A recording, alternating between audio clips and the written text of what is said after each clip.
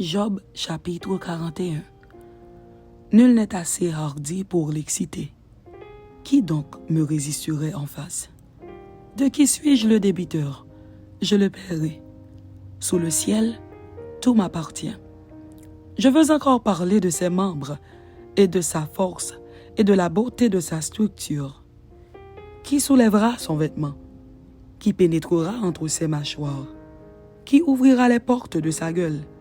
Autour de ses dents habite la terreur. Ses magnifiques et puissants boucliers sont unis ensemble comme par un sceau. Ils se serrent l'un contre l'autre et l'air ne passerait pas entre eux. Ce sont des frères qui s'embrassent, se saisissent, demeurent inséparables. Ses éternuements font briller la lumière.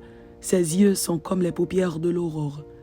Des flammes jaillissent de sa bouche, des étincelles de feu s'en échappent.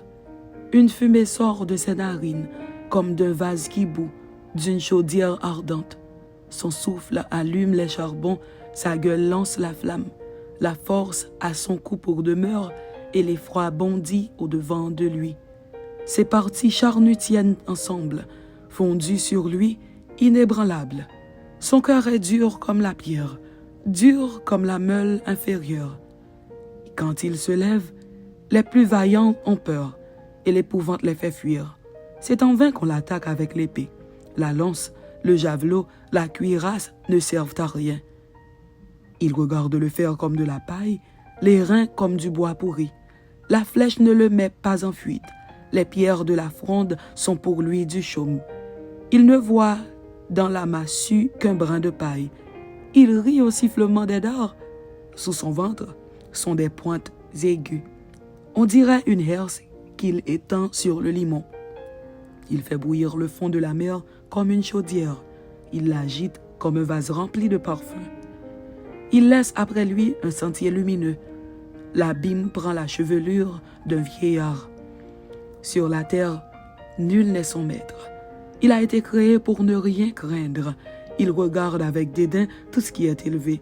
Il est le roi des plus fiers animaux.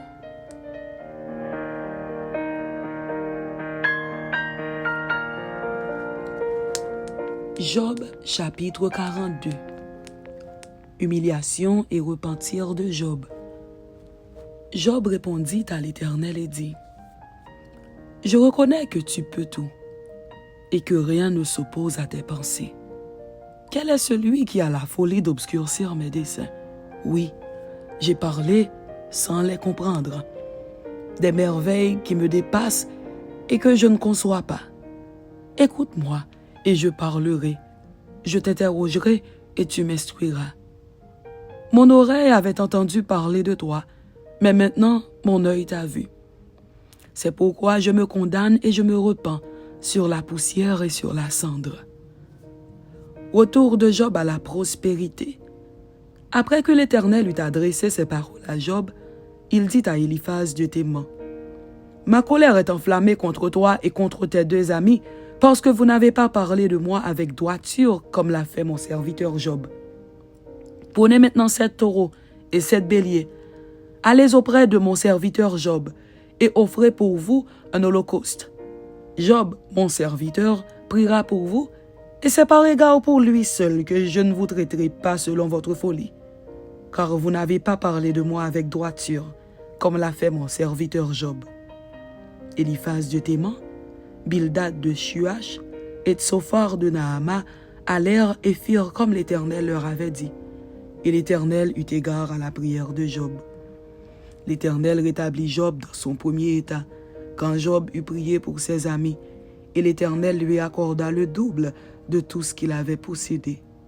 Les frères, les sœurs et les anciens amis de Job vinrent tous le visiter, et ils mangèrent avec lui dans sa maison.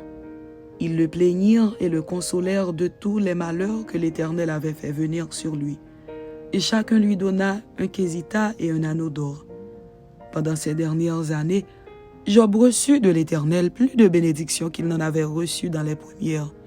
Il posséda 14 000 brebis, 6 000 chameaux, 1 000 paires de bœufs et 1 000 ânesses.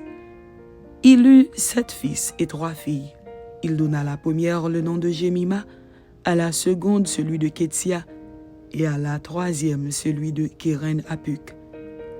Il n'y avait pas dans tout le pays d'aussi belles femmes que les filles de Job. Leur père leur accorda une part d'héritage parmi leurs frères. Job vécut après cela 140 ans, et il vit ses fils et les fils de ses fils jusqu'à la 4e génération. Et Job mourut âgé et rassasié de jours. Amen. C'était Job chapitre 41 et Job chapitre 42. Ainsi se termine la lecture du livre de Job. Que Dieu vous bénisse. Amen.